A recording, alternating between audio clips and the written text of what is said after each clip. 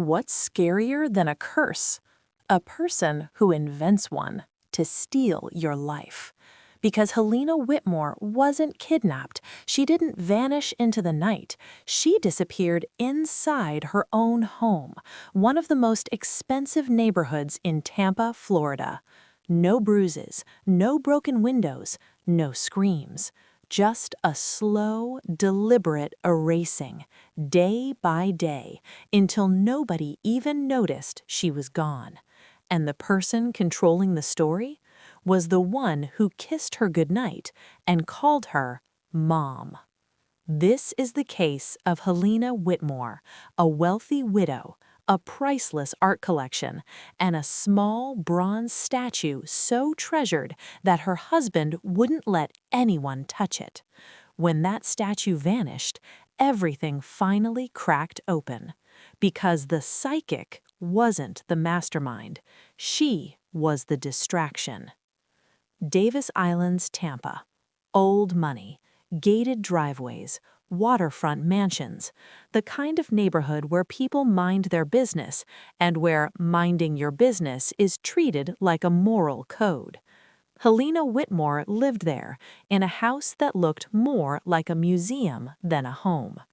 Her husband, Augustus Whitmore, had been a famous New York art dealer, a man who spent decades building a collection worth millions. Rare pieces, private sales, discreet auctions, the kind of art that people whisper about at cocktail parties because asking too many questions is considered impolite. When Augustus died, Helena became the guardian of that collection, and then she started to vanish. Not all at once, slowly. First, neighbors stopped seeing her on morning walks. Then her phone started going straight to voicemail. Then her blinds stayed shut day after day until the house began to look abandoned, even though everyone knew someone was inside. And here's the thing, nobody did anything. Because in places like this, checking in can feel like crossing a line, and rich families have a way of making people feel like they don't belong in the story. But that's when the case begins to turn, because the first thing to disappear wasn't Helena, it was control. The only person still showing up consistently was her daughter, Lydia Whitmore, polished, confident, always seen at charity events, always surrounded by the right people, saying the right things with the right smile. And whenever anyone asked about Helena, Lydia had the same calm answer. My mother is fragile. She's confused. Please, respect her privacy. It sounded reasonable. It sounded loving. Until you realize respect her privacy wasn't a request, it was a warning, and that privacy was the first lock on the door. Because once Lydia said those words, neighbors stopped asking questions, friends stopped dropping by, people stopped expecting Helena to be present anywhere. And in a world where appearances matter more than truth, that silence became protection for the wrong person. And then Lydia brought in someone who knew exactly how to weaponize fear. Helena started telling people the house felt wrong, heavy, off, like something was watching her. She was grieving, exhausted, alone. And grief has a way of turning ordinary shadows into something darker, especially when nobody is there to hold your hand and say you're safe. That's when Lydia introduced her to someone she claimed could help. Madame Celine, a psychic who said she could sense ancient energies trapped inside objects. Celine didn't burst into the house screaming about demons. She didn't demand attention. She was subtle, soft-spoken, maternal. She asked gentle questions that didn't feel like accusations. They felt like care. Have you been feeling cold, even in this heat? Do you dream about your husband? Sometimes objects carry pain, and pain rots from the inside. Notice what she did there. She didn't accuse Lydia. She didn't accuse the family. She accused the collection. And Helena, vulnerable, grieving, started to believe the problem wasn't her sadness, it was the art. Celine talked about curses like she was describing mold in the walls, something invisible but dangerous, something that could spread. And then she offered a solution: rituals, expensive rituals, always paid in cash, always discreet. And Lydia, the perfect daughter, stood right beside her, nodding, saying it was all for Helena's protection. But protection came with conditions. No more visitors. People carry bad energy. No phone calls. You need to rest. No leaving the house. It's safer inside. And once those rules began, Helena's world shrank to a single hallway, a single living room, a single voice telling her what was real.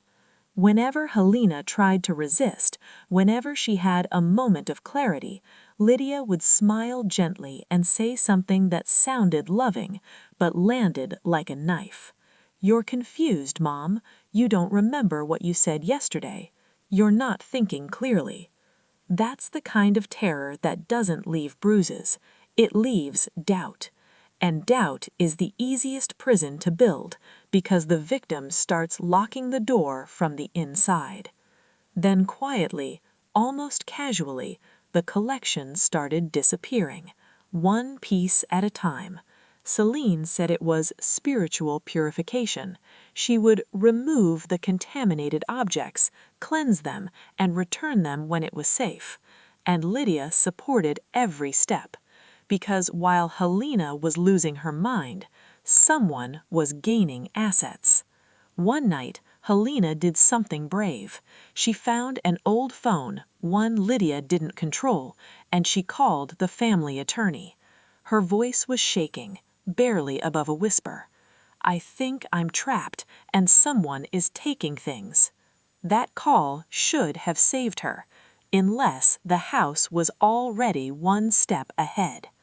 The attorney didn't hesitate. He contacted law enforcement and brought in Detective Jonah Mercer. Mercer had seen enough wealthy families to know something simple. Fraud loves to dress up as care, and manipulation loves to hide behind concern. When Mercer arrived at the Whitmore mansion, Lydia answered the door like she had been expecting him. Hair perfect, clothes perfect, voice calm. "My mother isn't well. Please don't disturb her." Mercer didn't argue. He didn't raise his voice. He just asked one question: "Does she speak to anyone besides you?" Lydia smiled, sad, patient, almost wounded by the implication. She doesn't want to. She's afraid. Afraid. That word hung in the air like perfume, because it explained everything without proving anything. That night, the attorney gave Mercer something that mattered: the inventory. Augustus Whitmore had cataloged the major pieces before he died, 16 items of real significance. Mercer compared that list with what was still in the home. 5 pieces were missing, and Lydia's explanation was smooth as silk. Removed temporarily for spiritual restoration. Spiritual restoration. It's not just theft, it's theft dressed as compassion. It doesn't just take your property, it makes the taking look like love. Mercer began tracking Celine's movements. Her visits to the mansion were frequent, predictable, always private, always ending with her leaving with boxes. When authorities raided Celine's apartment, the truth finally surfaced. They found 11 pieces, not in a safe, not protected, stacked like junk. Paintings behind the couch, frames leaned against the wall like a garage sale, certificates crumpled, millions of dollars treated like clutter.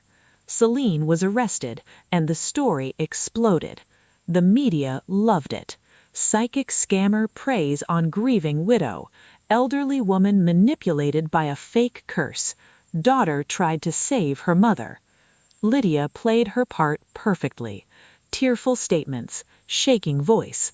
I just wanted to help my mother. I trusted the wrong person. And most people believed her, because it's easier to blame the obvious villain than to accept a daughter helped destroy her own mother. Everyone exhaled because the monster had a face, but Mercer couldn't sleep because something still didn't add up. Mercer pulled the inventory again. 16 pieces, 11 recovered, 5 still missing.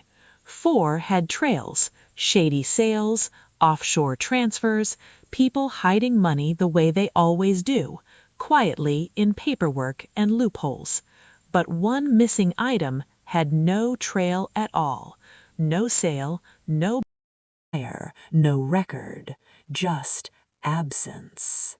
And that absence had a name, the Silent Oracle. A small bronze statue, ancient, hypnotic.